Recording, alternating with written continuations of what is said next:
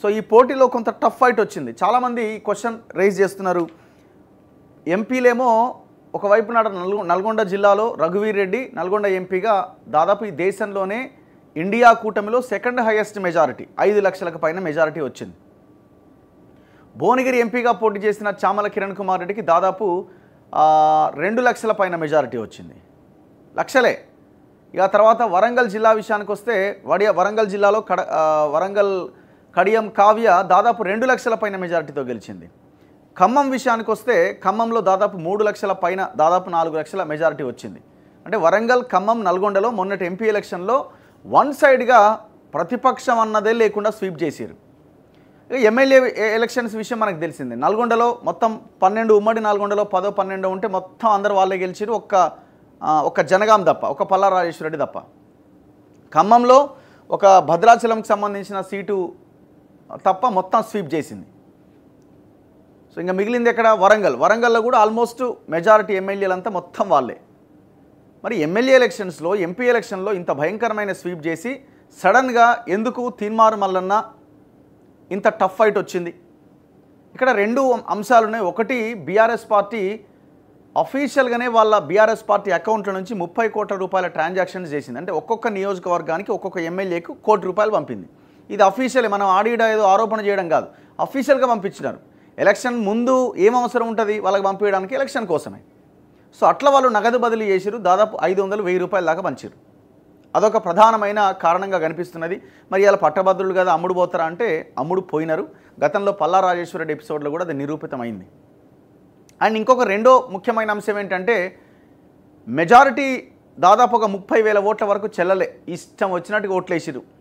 ఒక ఆయన ఆర్ట్ వేసిండు, ఒక ఆయన ఐ లవ్ యూ అని రాసిండు, ఒక ఆయన జై మల్లన్న అన్నాడు, ఇంకోటి అన్నాడు. దాదాపు మెజారిటీ ఓట్లంతా ఈ చెల్లని ఓట్లలో మల్లన్నకు సంబంధించిన ఓట్లు చాలా కీలకంగా ఉన్నాయి. ఇది రెండోది. ఇక మూడోది, మల్లన్నకి ఎంతమంది సహకరించారు అన్నది చాలామంది రేజ్ చేస్తున్న క్వశ్చన్. ఈ విషయంలో 100% మాట్లాడుకోవాల్సిందే. మెజారిటీ ఈ 3 జిల్లాలకు సంబంధించిన ఎమ్మెల్యేలు సహకరించలే. ఇది ఒక రకంగా చెప్పాలంటే ఆయన చేసిన ఒక ఒంటరి పోరాటంగా మనం చెప్పాలి. ఆయన ఏదో గొప్పగా నేను చెప్పడానికని కాదు, జరిగిన వాస్తవం ఇది. నేను ఎందుకంటున్నా అంటే నిన్న కూడా నేను కౌంటింగ్ కేంద్రం దగ్గరికి వెళ్ళిన. మరి ఎవరైనా వచ్చిరా ఎమ్మెల్యేలు? ఎవరైనా వచ్చి అంటే బీఆర్ఎస్ వాళ్ళు వచ్చినా అంటే బీఆర్ఎస్ అక్కడ లోకల్గా ఉన్న భూపాల్ రెడ్డి వాళ్ళు వచ్చి ప్రెస్ మీట్ పెట్టిరు, వాళ్ళు వెళ్ళిపోయినారు. వాళ్ళు ఫాలోఅప్ చేస్తూ ఉన్నారు. ఒక్క ఎమ్మెల్యే ఫాలోఅప్ చేసిన ఎమ్మెల్యే లేడు. ఎవరైనా ఉంటే మళ్ళా కొంచెం దగ్గరగా ఉన్న నిన్న వచ్చిన 1-2 ఎమ్మెల్యేలు తప్పితే అక్కడికి వచ్చి మాట్లాడినా, లేకపోతే ఇప్పుడు అక్కడ రాకేష్ రెడ్డి ఆరోపణ చేస్తున్న దాన్ని కౌంటర్ ఇచ్చి ఎమ్మెల్యేలే లేరాడ.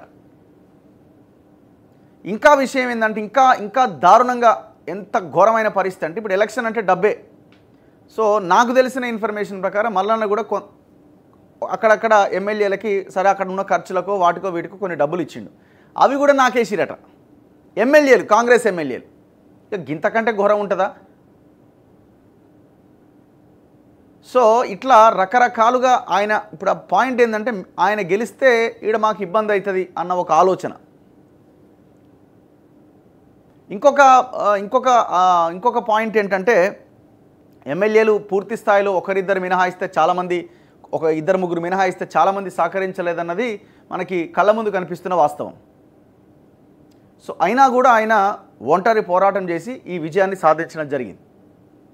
సరే అక్కడక్కడ ఎమ్మెల్యేలు మరి చాలామంది అనొచ్చు, మీటింగ్లు పెట్టిరు కదా, అట్లా పెట్టిరు ఇట్లా పెట్టిరు కదా అంటే పెట్టిరు అంతే, అంతవరకే. ఇక అది గ్రౌండ్లో తిరగాలి. ఒకవైపున బీఆర్ఎస్ ఎమ్మెల్యేలు మొత్తం మూకుమ్మడి దాడి చేసిరు కదా, అటాకింగ్ అన్నట్టే ఉన్నది కదా. ఎమ్మెల్యేలు అంటే మొత్తం నాయకులంతా, వాళ్ళ సోషల్ మీడియా అంతా, అన్ని వైపుల నుంచి ఆయన మీద మూకుమ్మడి దాడి జరిగింది. సో అయినా కూడా ఆయన బయటపడ్డాడు. అండ్ ఇంకొక విషయం ఏంటంటే ఇక్కడ కమ్యూనిటీ ఈక్వేషన్ కూడా ఇక్కడ కనబడతా ఉన్నది. సో ఇక్కడ మా యొక్క దానికి ఇబ్బంది అవుతుంది. రేపు పొద్దున ఆయన ఇంకొక బీసీ నినాదమో బీసీ అన్న యాంగిల్ కనుక తీసుకొస్తే మాకు ఇక్కడ ఇబ్బంది అవుతుంది, ఓడగొట్టాలి అని డిసైడ్ అయిన నాయకులు కూడా నల్గొండ జిల్లాలో ఉన్నారు. డౌట్ ఏముంది అందులో? ఏమైనా డౌట్ ఉందా? సో నిన్న మల్లన్నకు వచ్చిన మెజారిటీ ఎంత అన్నది చాలామంది క్లారిటీ ఉండొచ్చు మీకు. సో నిన్న నాకు అక్కడ మన వాళ్ళు ఇచ్చిన దాని ప్రకారంగా సో తీన్మార్ మల్లన్నకి వచ్చిన ఓట్లు ఎంత? మల్లన్నకి 1,50,000 సారీ 1,50,523 ఓట్లు పడ్డాయి. యాజ్ ఇట్ ఈస్గా మనం ఏదైతే చెప్పినామో అదే జరిగింది అక్కడ. యాజ్ ఇట్ ఈస్గా మనం మొన్న నైట్ చెప్పినాం కదా, జుట్టు బిక్కోకండి, గెలిచేది మల్లన్నే, ఇంకా ఆప్షన్ లేదు, 99.999%. ఒకవేళ అబోవ్ 80% కనుక ప్రేమేందర్ రెడ్డి సెకండ్ ప్రియారిటీ ఓట్లు రాకేష్ రెడ్డికి పడితే అప్పుడు అని చెప్పినాం.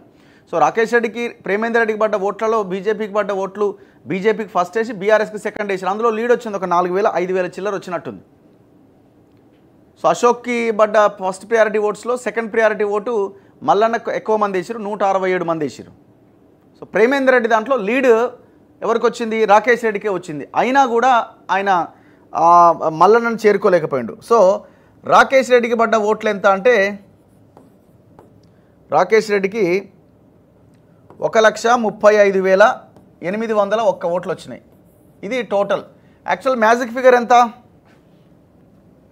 యాక్చువల్ మ్యాజిక్ ఫిగర్ ఎంత అంటే 1,55,000 కోటా. ఇది ఈ కోటా కంప్లీట్ కావాలంటే 50% ప్లస్ ఒక్క ఓటు 1,55,095 అంటే పోలైన ఓట్లలో సగానికి ఒక్క ఓటు ఎక్కువ రావాలి. అప్పుడు వాళ్ళని విజేతగా ప్రకటిస్తారు. చాలామందికి డౌట్ రావచ్చు, ఇక్కడ 4,572 ఓట్ల గ్యాప్ కనిపిస్తూ ఉన్నది. సో మల్లన్న ఈ మ్యాజిక్ ఫిగర్ని చేరుకోలేకపోయింది కదా, మరి ఎట్లా గెలిచిందంటే డిక్లేర్ చేస్తారనమాట. ఎట్లా? ఇప్పుడు అందరు ఎలిమినేట్ అయిపోయినారు. కింద ఉన్న 52 మంది ప్రేమేందర్ రెడ్డి వరకు అందరు ఎలిమినేట్ అయ్యి వీళ్ళిద్దరు మిగిలిరు. ఇంకా కౌంట్ చేయడానికి ఏం లేదు. సో కౌంట్ చేయడానికి ఏం లేనప్పుడు ఏం చేస్తారంటే రాకేష్ రెడ్డిని ఎలిమినేట్ చేస్తారు యాక్చువల్గా అయితే, అంటే ఈ కోటా నింపడం కోసం, అది జస్ట్ ఫార్మాలిటీ కోసం. సో రాకేష్ రెడ్డి బాక్స్లో ఓపెన్ చేస్తే మల్లన్నకు పడ్డ ఓట్లు మళ్ళీ సెకండ్ ప్రియారిటీ ఎవరికి పడతాయి? రాకేష్కి పడవు కదా. రాకేష్కి ఆల్రెడీ ఫస్ట్ ప్రియారిటీ పడతారు, అది సెకండ్ పడదు కదా. రాకేష్ బాక్స్లో రాకేష్ కోట్లు ఉంటాయా? ఫస్ట్ ప్రియారిటీ ఉంటుంది, అది కౌంట్ ఆల్రెడీ. ఆ కౌంట్ చేస్తేనే ఇన్ని వచ్చినాయి. మళ్ళీ సెకండ్ ప్రియారిటీ ఎవరికి వేస్తారు? అయితే ప్రేమేందర్కి వేయాలి, కింద ఉన్న 52 మందికి వేయాలి, అందులో మల్లన్నకు పడాలి. సో అందులో మల్లన్నకు కూడా పడే అవకాశం ఉంటుంది. సో అట్లా యాడ్ చేసుకుంటూ వెళ్తారు. సో ఇప్పుడు అట్లా యాడ్ చేసినా చేయకపోయినా ఆయన గెలిచినట్టే, ఇంకా ఆప్షన్ లేదు. కాబట్టి ఆయన్ని డిక్లేర్ చేశారనమాట. సో ఆయన ఎమ్మెల్సీగా ఎన్నికైనట్టుగా. దీన్ని అపోజిషన్లో ఉన్న రాకేష్ రెడ్డి కూడా ఆయన ఒప్పుకున్నాడు. సో ఆయన కూడా నిన్న ప్రెస్ మీట్ పెట్టిండు రాకేష్ రెడ్డి. చాలా మంచిగా హుందాగా చాలా రెస్పెక్టే ఆయన మాట్లాడడం జరిగింది. నేను శాసన మండలిలో అడుగు పెట్టలేకపోయినా నేను జనసభలో కొనసాగుతాను, చాలా హుందాగా మాట్లాడింది. That is spirit. ఎందుకంటే తను బేసిక్గా కూడా గతంలో బీజేపీలో ఉన్నప్పుడు కూడా మంచిగా మాట్లాడిన వ్యక్తే. సో సో నిన్న కూడా చాలా హుందాగా మాట్లాడడం జరిగింది. సో ఇది నిన్న జరిగినటువంటి విషయం. సో ఇప్పుడు తీన్మార్ మల్లన్న తక్షణం చేయాల్సిన పని ఏంటి అంటే, నా వైపు నుంచి, ఎందుకంటే మేము ప్రజల గురించి మాట్లాడుతున్న క్రమంలో మాకు వచ్చినటువంటిది, ఆయన ఎమ్మెల్సీగా గెలిచిన దాని విషయంలో ఫస్ట్ ఆయన జీవో నెంబర్ 46 మీద ప్రభుత్వం దృష్టికి తీసుకుపోవాలి, నెంబర్ 1. నెంబర్ 2, జీవో నెంబర్ 317 మీద ప్రభుత్వం దృష్టికి తీసుకుపోవాలి. ఉద్యోగులకు కానీ వాళ్ళకి రావాల్సిన పెండింగ్ బకాయిల మీద మాట్లాడాలి, ఎందుకంటే ఓట్లేసిందంతా వాళ్ళే కాబట్టి. నిరుద్యోగుల అంశం విషయంలో వేస్తామన్న 2 లక్షల ఉద్యోగాల విషయంలో ఎప్పటికప్పుడు అప్రమత్తంగా ఉండి ప్రభుత్వాన్ని అలర్ట్ చేస్తూ ఉండాలి. ఎప్పటికప్పుడు నిరుద్యోగులతో టచ్లో ఉండాలి. వాళ్ళు చెప్పిన ప్రతిదాన్ని అంశాన్ని ప్రభుత్వం దృష్టికి తీసుకుపోవాలి. సో ఇది తీన్మార్ మల్లన్న మీద ఉన్న బాధ్యత. ఇంకా ఈ బాధ్యతల కంటే పైన ఈ నల్గొండ జిల్లా రాజకీయాన్ని మార్చాల్సిన అవసరం ఉంది. మరి దాని మీద ఆయన ఫోకస్ ఏంటన్నది చూడాలి. ఎందుకంటే ఆయన కాంగ్రెస్ పార్టీలో ఉన్నాడు కాబట్టి ఎంతవరకు ఫోకస్ చేయగలుగుతారు అన్నది ప్రధానమైన అంశం. రాబోయే రోజుల్లో వీటి మీద ఆయన్ని కూడా క్వశ్చన్ చేసే ప్రయత్నం చేద్దాం. సో ఆయన ఇంటర్వ్యూ కూడా వెరీ సూన్ అయితే మేబీ ఇవాళ తీసుకునే ప్రయత్నం చేద్దాం. సో ఇది నిన్నటి ఎలక్షన్కి సంబంధించిన అప్డేట్. ఇది కట్ చేయండి సపరేట్, ఇది కట్ చేసి అప్లోడ్ చేయి, పెట్టేసి.